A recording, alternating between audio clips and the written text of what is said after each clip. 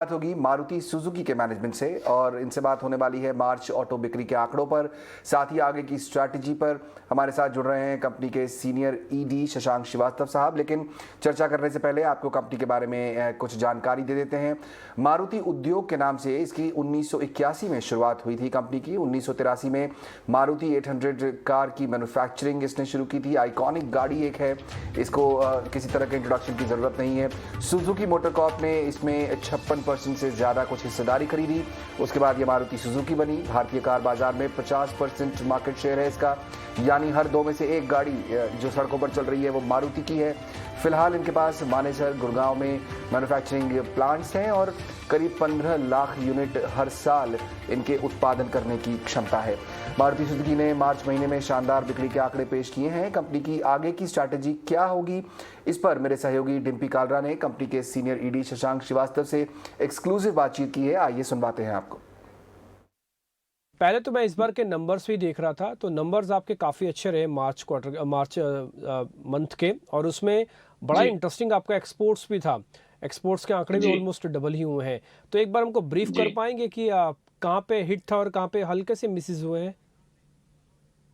जी, तो हिट जैसे आपने जिक्र किया, एक्सपोर्ट्स में अब तक का जो सबसे ज्यादा एक्सपोर्ट महीने का वो रहा मार्च में 26,500 के करीब। और साल में का भी अगर हम देखें तो पूरे साल में हमने एक्सपोर्ट्स की 2,38,400 गाड़ियां, जो कि किसी भी साल में सबसे ज्यादा हमारा एक्सपोर्ट रहा है। तो ये एक बहुत अच्छी उपलब्धि है। और ऑल्सो अगर आप डोमेस्टिक सेल में देखें तो अगर पूरे साल का हम जिक्र करें तो करीब 13,31,000 हमने गाड़ियां बेची हैं, जो पिछले साल के मुकाबले पिछले साल यही आंकड़ा जो है 12.93 लाख था, तो जिसमें 4%, 3.5% के करीब इजाफा हुआ है। So in that sense it is good. लेकिन मैं आपको डोमेस्टिक मार्केट के स्पेशली ये बताना चाहूंगा कि अगर इंडस्ट्री की आप वो देखें, आंकड़े देखें, तो पूरी इंडस्ट्री में करीब 30,70,000 गाड़ी बिकी हैं। यही अगर लास्ट ईयर का आंकड़े देखें तो 27,11,000 था। यानी इंडस्ट्री की में जो इजाफा हुआ है वो 13.2% का हुआ है, और बहुत अच्छा लगता है लास्ट ईयर से कंपेयर करने में। लेकिन आपको एक चीज जरूर बताना चाहूंगा कि ये फिगर एक्चुअली पहले 5 साल पहले भी यही फिगर थी। यानी 2016-17 वित्तीय वर्ष में भी 30,50,000 के करीब गाड़ियां बिकी थी। तो यानी 5 साल बाद हम उसी फिगर पे पहुंचे हैं। तो ये एक थोड़ा सा एक क्वेश्चन, ऑफ कोर्स उसकी बड़ी सारी वजह है मार्केट में, जैसे कि प्राइसेस बढ़ी हैं BS6 के चलते, कमोडिटी प्राइसेस के चलते, ऑल्सो कोविड का बीच में एक वो आया पीरियड आया जिसकी वजह से ये नेगेटिव असर रहा। लेकिन लास्ट ईयर के कंपैरिजन में अच्छा लगता है, और 5 साल का अगर आप कंपैरिजन देखें तो उतना अच्छा नहीं लगता। ओके, अच्छा सर, कुछ प्रॉब्लम्स तो अभी भी आप फेस कर ही रहे होंगे, जैसे कि हायर कॉस्ट है और कुछ चिप की प्रॉब्लम्स है। मैं सीधा नाम तो नहीं लूँगा, लेकिन कई पीयर्स कंपनीज ऐसी हैं जिन्होंने दाम बढ़ाए हैं, चाहे वो 4 व्हीलर सेगमेंट की हो या फिर अब 2 व्हीलर सेगमेंट की ऑटो कंपनीज हो। क्या मारुति भी कुछ ऐसा ही प्लान कर रहा है? आई नो कि आप जब दाम बढ़ाते हैं वो बिल्कुल आपके पास लास्ट ऑप्शन होता है, बट फिर भी ऐसा कुछ प्लान है सर, ऐसी कुछ योजना? आपने बहुत ही अहम बात करी है, और आपने बिल्कुल सही दुरुस्त फरमाया है कि हमारे लिए लास्ट ऑप्शन होता है प्राइस में इजाफा करने में उस वॉल्यूम पे एक विपरीत असर पड़ सकता है। और इसीलिए हम हमेशा केयरफुल, चूंकि हम मार्केट बाजार के लीडर्स हैं, तो हम इस बात को अपनी जिम्मेदारी समझते हैं कि हम ओवरऑल वॉल्यूम्स के लिए भी जिम्मेदार हैं, इंडस्ट्री के लिए। ऑफ कोर्स हम मारुति सुजुकी के लिए जिम्मेदार हैं, लेकिन इंडस्ट्री के लिए क्योंकि 50% के लगभग हमारी मार्केट बाजार की हिस्सेदारी है, इसलिए लास्ट ऑप्शन रहता है। और कमोडिटी प्राइसेस अगर आप देखें लास्ट 1-1.5 साल में बहुत तेजी से उनका इजाफा हुआ है। स्टील में जो 38 रुपए किलो होती थी अब 75 के ऊपर चल रही है। कॉपर जो $5,200 होता था, $10,400-500 इस दरमियान चल रहा है। एल्यूमिनियम लगभग दुगुना हो गया है, निकल बढ़ गया है।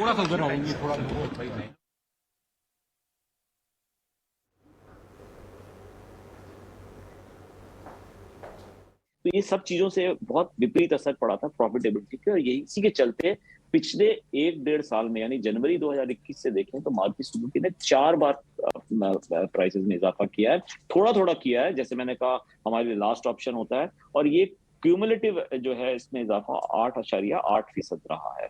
और आज की सिचुएशन ये है कि कंटिन्यूसली ये जो प्राइसेस हैं कमोडिटीज की वो अभी बहुत ही हाई चल रही हैं, और हमें ये वॉच कर रहे हैं हम situation very carefully, we are watching कि हमें इस प्रॉफिटेबिलिटी को लेके क्या फैसला करेंगे तो हम उसको अभी वॉच कर रहे हैं और एक फैसला हम लेंगे और जल्दी आपको हम उसकी फिर इत्तला देंगे। बिल्कुल। शशांक सर, एक सर तो हम बात तो ये जानते ही हैं कि मारुति की जो सीएनजी वाली गाड़ियाँ उसकी डिमांड बहुत ज़बरदस्त है और उसके लिए आपने एक्सपेंशन प्लान भी किया है, लेकिन एक नया डिवीजन जो सबके लिए नया है वो है ई व्हीकल्स। अभी करीब 10,000 करोड़ रुपया आपने इन्वेस्ट कर रहे हैं बैटरी वाली एक कंपनी के साथ, वहाँ पे आपने इन्वेस्टमेंट किया है। सर मैं थोड़ा रोड मैप चाहता हूँ आपसे कि एक तो कैपेक्स कितना होगा और आप कुछ और जेवीस कर सकते हैं, क्योंकि पूरा सेटअप करना ईवी के लिए कई बार चैलेंजिंग भी हो जाता है। तो इसमें जेवीज हो सकते हैं, इसमें पार्टनरशिप हो सकते हैं, इसमें स्टेक बाइंग हो सकती है। ये सारे ऑप्शंस खुले हैं ना मारुति के लिए सर? जी, मैं इसमें आपको ये अर्ज करना चाहूंगा कि इसकी ये मैं आपको पूरी तरह से इसके बारे में बात नहीं कर सकता, और ये मेरा एरिया भी नहीं है अगर आप देखें। हाँ, मार्केट के मुतालिक जो है मैं इस पे आपको चर्चा कर सकता हूँ, और हमने ये अनाउंस किया कि ईवी में मारुति सुजुकी जो है 2025 के पहले गाड़ी ले आएगी, उसके लिए हम काम कर रहे हैं। और ईवीज जैसे आपने बोला कि इस समय तो उसकी मार्केट की हिस्सेदारी बहुत कम है, यानी अगर आप 2021-22 की अगर आप फिगर देखें तो वो लगभग 15,000-16,000 के दरमियान गाड़ियां बिकी हैं, जो 0.4% के करीब है इंडस्ट्री का, तो बहुत कम है फीसद है। और हम दो चीजों से हम इस समय उसको कोड क्रैक करना है बेसिकली सारे मैन्युफैक्चरर्स को, जिसकी वजह से इसका जो ईवी का जो जो जो कंज्यूमर्स जो है उसको पूरी तरह से उसको नहीं कर पा रहे हैं, वो है कि प्राइस, एक कॉस्ट ऑफ एक्विजिशन ईवी का बहुत हाई है, और दूसरा जो चार्जिंग का इंफ्रास्ट्रक्चर है वो भी पूरी तरह से विकसित नहीं हुआ है। तो ये दो चीजों को सॉल्व करने में थोड़ा वक्त लग रहा है, और कंसेंसस इंडस्ट्री में ये तो है कि आगे जाके ईवी में अच्छा बढ़ाव आएगा, मतलब मार्केट अच्छा इजाफा होगा, लेकिन कब होगा इस पे अभी पूरी तरह से कंसेंसस नहीं है, इत्तेफाक नहीं है। और ज्यादातर लोग कहते हैं कि ये 2028-29 तक ये 8 से 10% के दरमियान रहेगा। तो हमको उस हिसाब से हमें ये दो चीजें जो हैं बैरियर्स जो ईवी के अडॉप्शन में हैं उसको हम ओवरकम करने की कोशिश करेंगे, और हमने अनाउंस किया कि 2025 के पहले हम ईवी की गाड़ी लेके आएंगे मार्केट में। ओके सर, आपके नेक्सा के जरिए जो गाड़ियां बिकती हैं ना उनकी बहुत डिमांड है, उसमें अब काफ़ी सारे लोग, और इनफैक्ट आपने भी प्लानिंग की है कि हम कुछ सीएनजी वेरिएंट्स लेके आएंगे, जिसमें बेलिनो भी एक बड़ा वेरिएंट है। आप मेरे को थोड़ा इसके बारे में बता पाएंगे सर? जी, आपने नेक्सा का जो हमारा जो चैनल है वो लगभग हमारा 20% करीब गाड़ी मारुति सुजुकी का जो है उसमें नेक्सा का शेयर है। अरीना जो हमारा चैनल है वो करीब 80% का है, लेकिन 20% इसमें वैसे तो कम लगता है, लेकिन अगर आप ओवरऑल वॉल्यूम देखें तो वो अगर इंडिपेंडेंट अगर एक वो होता चैनल होता तो नेक्सा थर्ड लार्जेस्ट चैनल होता, even if it was independent. तो मारुति सुजुकी, उसके बाद हुंडई, और फिर ये नेक्सा। तो नेक्सा बहुत हमारे लिए अहम है। और आपने जो सीएनजी की बात करी, सीएनजी में डिमांड बहुत तेजी से बढ़ी है, और उसकी कारण, ये दो कारण है। एक तो कॉस्ट ऑफ रनिंग सीएनजी की पेट्रोल और डीजल के मुकाबले बहुत कम है, ₹1.70, ₹1.80 है। डीजल पेट्रोल में ₹5.20 के करीब, ₹5.10, ₹5.20 पर किलोमीटर आती है। तो कॉस्ट ऑफ रनिंग कम है, और दूसरा सीएनजी के स्टेशन बहुत तेजी से बढ़े हैं, जो आउटलेट्स हैं सीएनजी डिस्पेंसिंग स्टेशन, इससे कंज्यूमर्स में कॉन्फिडेंस बहुत आया है। और ये दो वजह से हमने देखा है सीएनजी में बहुत अच्छे से ग्रोथ हुई है, और हम ये सोच रहे हैं कि और मॉडल्स को में भी सीएनजी लेके आए। और पहले तो हम ये सोचते थे नेक्सा में शायद हम नहीं लेके आएंगे, लेकिन एक डिमांड आ रही है, कंज्यूमर्स फीडबैक दे रहे हैं, तो हम इस समय कंसिडर ये भी कर रहे हैं कि नेक्सा के भी गाड़ियों में हम सीएनजी ला सकते हैं, हालांकि उस पर हमने अभी कोई फैसला नहीं किया है। ओके अब सर एक आखिरी सवाल जो हर कोई पूछना चाहता है, जैसे ये अकाउंटिंग ईयर भी बदलता है और कुछ फेस्टिवल आते हैं ना, तो लोग फटाफट से कैटलॉग चेक करने लगते हैं, वेबसाइट चेक करते हैं कि हाँ किसकी नई गाड़ी आने वाली है, हम वेट कर लेते हैं 1 महीना 2 महीना। तो मारुति कितने मॉडल्स उतार रहे सर?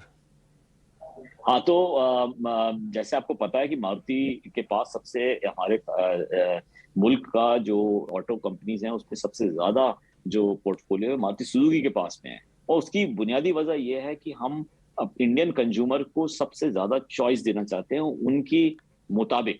और हम आगे भी हमारा यही रवैया रहेगा। हम आगे भी नए मॉडल्स उतारेंगे। एग्जैक्टली कितने मॉडल्स हम उतारेंगे उसका मैं आपको इस समय इतला नहीं दे पा रहा हूँ, क्योंकि ये फॉरवर्ड लुकिंग ये है और प्रोडक्ट मैं उसका जिक्र नहीं कर सकता हूँ, लेकिन इतना जरूर बताऊंगा, मारुति एग्रेसिवली नए मॉडल्स मार्केट में उतारेगी। ओके सर, बहुत बहुत शुक्रिया, थैंक यू वेरी मच आज समय देने के लिए ईटी नाउ स्वदेश से। और उम्मीद करते हैं कि आगे चल के मारुति के और बेहतर आंकड़े आते हुए देखिए, क्योंकि सही मानों में आत्मनिर्भर अगर कोई है तो वो मारुति है, और वो देश का नाम भी काफ़ी रोशन कर रही है एक्सपोर्ट्स करके अच्छे से। बहुत बहुत शुक्रिया सर, थैंक यू वेरी शुक्रिया। मच, अच्छा लगा आपसे बातचीत करके। शुक्रिया। जल्दी आपसे वापस मुझे मुलाकात भी। होती है, बहुत बहुत शुक्रिया, थैंक यू वेरी मच। शुक्रिया।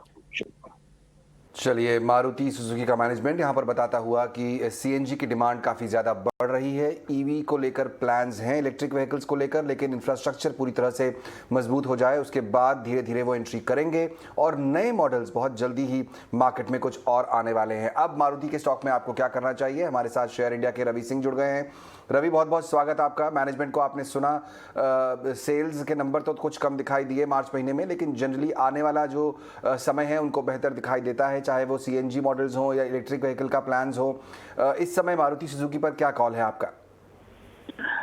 देखिए, इस समय पूरी ऑटो इंडस्ट्री में अगर देखा जाए तो परफॉर्मेंस के वाइज आपको दो स्टॉक दिखाई देते हैं। पहला है मारुति और दूसरा है टाटा मोटर। हालांकि जो अभी पूरी सिचुएशन मारुति की जिस तरीके से मैनेजमेंट ने एक एक पॉइंट को यहाँ पर क्लियर किया है, मैं थोड़ा सा यहाँ पर टाइम देना चाहूंगा। फर्स्ट पहले ये समझिए कि मारुति ने 52 वीक लो जो आपको देखने को मिला वो 6400 रुपए का है, और जो 52 वीक हाइक है वो है 9050 रुपए का। मिड में अभी ये स्टॉक चल रहा है और अपसाइड का मोमेंटम में 9000 रुपए तक का टारगेट देखने को मिल सकता है। लेकिन अब अगर आप इसको कंपैरिजन करें, एफआईआईस का 24% का निवेश, डीआईआईस का 16% का निवेश, और कोई भी ऐसा म्यूचुअल फंड नहीं है जिसमें कि मारुति के शेयर नहीं है, तो कंफर्म है कि मारुति का प्रोस्पेक्ट्स काफी तगड़ा है। आगे अच्छा व्यू यहाँ पर दिखता है और अच्छे रिटर्न्स इन्वेस्टर को और रिटेल इन्वेस्टर को मिल सकते हैं। दूसरी तरफ अब कंपनी के फंडामेंटल की तरफ जाएं तो जो एक दो नेगेटिव पॉइंट हैं वो ये हैं कि क्योंकि कमोडिटी प्राइसेस यहाँ पर 100% से ज्यादा बढ़ चुकी हैं, तो उनकी रॉ मटेरियल कॉस्ट यहाँ पर बढ़ती जा रही है। और मारुति जनरली जाना जाता है आम लोगों की पहुंच तक जो गाड़ियां पहुंचाता है, तो वहां पर प्राइस थोड़ा सा अगर हाइक करते हैं तो मारुति के प्रॉफिट और ज्यादा इंक्रीज हो सकते हैं। वो कंपनी ने खुद ही कहा कि वो समय समय पर उसका डिसीजन ले रहे हैं और लोवेस्ट पार्ट पे रख रहे हैं। लेकिन अगर यहाँ पर रॉ मटेरियल कॉस्ट थोड़ी कम हो जाती है तो कंपनी की प्रॉफिटेबिलिटी और बढ़ती हुई नजर आएगी। तो ओवरऑल जो स्ट्रक्चर अभी दिख रहा है उसमें सेल्स के नंबर में भी अभी देखें तो ओवरऑल इंडस्ट्री कंपैरिजन में द बेस्ट है कि आप मारुति के अगर स्टॉक में निवेश करते हैं तो इंडस्ट्री के पीयर रेशियो से भी आपको अच्छे रिटर्न्स मिल सकते हैं। तो मुझे ऐसा लगता है कि आम इन्वेस्टर के पॉइंट ऑफ व्यू से अगर आपको 5 साल, 10 साल और 15 साल का भी फ्यूचर देखना है तो एक ही स्टॉक है जिसमें कि आप भरोसा कर सकते हैं कि ये स्टॉक चलेगा, वो है मारुति। अब छोटे टर्म के जो निवेशक हैं जो थोड़ी थोड़ी वोलेटिलिटी में फायदा उठाते हैं, इससे पहले भी मैंने ईटी स्वदेश पर निवेशकों को ये दिया है, आप 71-7200 का टारगेट ऐसा लेवल ऐसा है कि आप अगर निवेश करेंगे तो आपको 18-20% का रिटर्न गारंटेड मिलता है, जो कि आजकल गारंटी देना बड़ा मुश्किल है। तो मुझे ऐसा लगता है कि आपको स्ट्रैटेजी में बाय की रखनी चाहिए। 9000 का टारगेट आपको जल्द अचीव होता हुआ नजर आ सकता है। 6 महीने से 8 महीने का समय लगेगा और छोटी मोटी जो समस्याएं हैं वो बहुत जल्द यहाँ पर सॉल्व होती हुई नजर आएंगी। ओके, तो 6 से 9 महीने का भी व्यू और 5 से 10 साल का भी व्यू, दोनों रवि आपने दे दिए हैं व्यूअर्स को, ये बहुत अच्छी बात है। एक सवाल और आपका आज हमारे साथ जुड़े हुए हैं। 18,000 पर निफ्टी एक बार फिर से पहुंच गया है। 19 जनवरी के बाद पहली बार ये हुआ है कि निफ्टी 18,000 को क्रॉस कर चुका है। यहाँ क्या कर रहे हैं आप? नई बाइंग कर रहे हैं या प्रॉफिट बुक कर रहे हैं? देखिए, स्ट्रैटेजी के हिसाब से अगर चलें तो स्वामी जी, मेरा ये सजेशन है कि जिन स्टॉक्स में लोगों ने, जिन रिटेल इन्वेस्टर ने निवेश किया और उन्हें 5 से 8% का निवेश पे रिटर्न आ रहा है 1 हफ्ते, 5 दिन, 7 दिन में, उन्हें एक बार प्रॉफिट बुक जरूर करना चाहिए। दूसरी तरफ अगर निफ्टी के बुलिशनेस की बात करें तो आपसे कंटिन्यू डिस्कशन होता है और हम इन्वेस्टर को ये बताते हैं कि कॉन्फिडेंस रखिए, मार्केट का मोमेंटम अभी स्टार्ट हुआ है। और खास तौर से 5 सेक्टर जिन्हें मैं हाईलाइट करता हूं वो है, पहला है आपका आईटी, दूसरा है फार्मा और तीसरा जो एनर्जी और पावर का सेक्टर यहां पर है, इसमें फोकस रखिए। और मेटल काउंटर चौथा, जिसमें कि काफी अच्छी तेजी आपको देखने को मिल रही है, उसको यहां पर कंसीडर करके रखिए। तो इन सेक्टर्स को अगर आप फोकस रखते हैं तो आप निवेश की रणनीति हमेशा डिस्ट्रीब्यूट करके रखिए। जिससे कि आपको फायदा मिले। और बैंकिंग तो ऑब्वियसली कि पांचवा सेक्टर है ही है, बहुत अंडर परफॉर्मेंस भी देखने को मिलती है, ओवर परफॉर्मेंस भी होती है, लेकिन अभी जो निफ्टी के लेवल्स है, इसमें जो निफ्टी की ये रैली है वो रुकेगी जाके 18,500 और 450 के आसपास आकर के, तब तक अभी बुल रन कंटिन्यू रहेगा।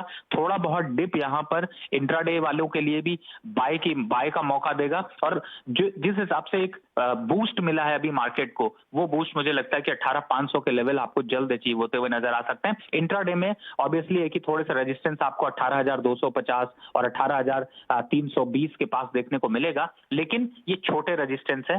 बाइंग मोमेंटम अभी यहाँ पर जारी है, तो आपको बाय करके ही चलना चाहिए। अभी जारी है बाजार में, आपको बाय का मोड ही लेकर चलना चाहिए। 18,500 तक जाने की संभावना निफ्टी की दिखाई देती है यहां से आगे। बहुत शुक्रिया रवि, समय निकालकर आज हमसे बातचीत करने के लिए। चलिए कॉर्पोरेट कनेक्शन को फिलहाल यहीं समेटेंगे, पूरी टीम को दीजिए इजाजत, एक छोटा सा ब्रेक लेंगे, लेकिन ब्रेक के बाद लेकर